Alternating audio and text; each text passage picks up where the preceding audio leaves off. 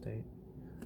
So we were talking about keeping your emotional equanimity. Like, I hope that I can be calm with my posture straight up, even if I was on a sinking ship. And you can tell how far down we were until, like, my feet started getting wet. And it's like, is that ship sinking? That's right. But you wouldn't know based on right. me, because I wouldn't be, hopefully, panicking.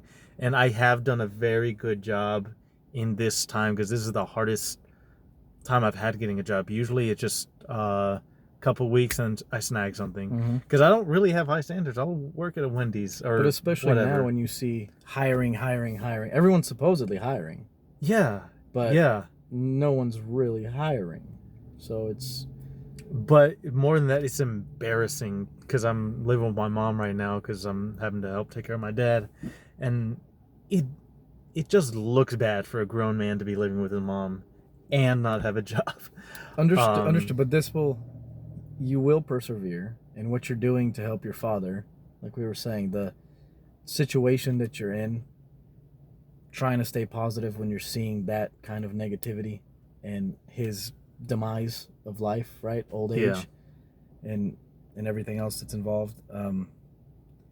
What you're doing is you're sacrificing yourself. Yeah. Some time, basically. Well, and that would be another example of keeping your head up on a sinking ship. Is like, my dad is gonna die, and that doesn't mean, like, okay, in this situation I get to be depressed and give in to despair. Right. I mean, I think there's a difference in the way I'm doing it now than I would have done it 5 years ago. Like, I would have.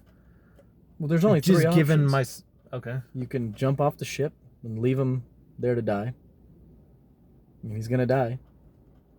You have all the power to run and jump off the ship. You can do what you're doing, or you can sit there and cry and be depressed, and then he's gonna pass away, and then you're just gonna cry and be depressed some more. The time's just gonna keep going. Yeah. So you have to be able to deal with it. I know it's easy to say.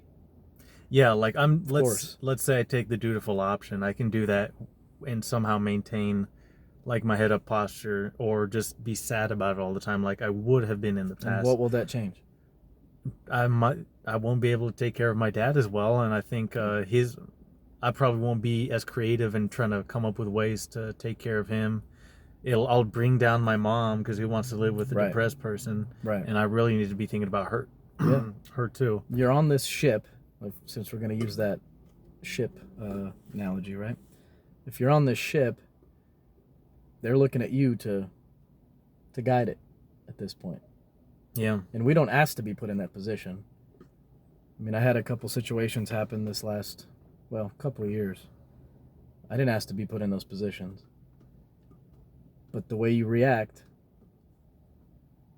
will determine what happens after that. Mm-hmm. You can break down and completely just, because you know that if you fall into a deep depression, only thing that can happen is the time will come. 5 years from now, 10 years from now, you're just going to look back and say, oh man, I shouldn't have been depressed for 10 years or 5 years or a year. So you have to consciously cut it off. Everyone gets sad. I mean, when you have a shitty situation happen, it's natural to be sad and upset, but you cannot allow that to stop you from waking up and doing the things you need to do, to filling out the resume, to going to the gym, to reading, to writing, to being creative. You cannot allow that to stop you, because if you only do it when you feel like it, that's not even 50% of the time. Oh yeah. And we're already behind. And then when you have that good idea, you're not going to have the skill to actually bring it to fruition. Because you didn't practice through the hard times. When it was tough, when you're trying to journal and you've had tears streaming down your face because of what's going on. Yeah.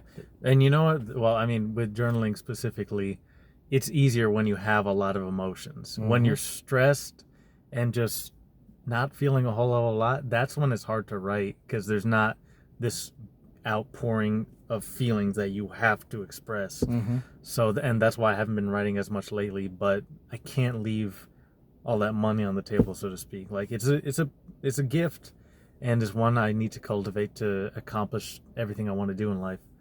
And I've been better about it, at least. Yeah.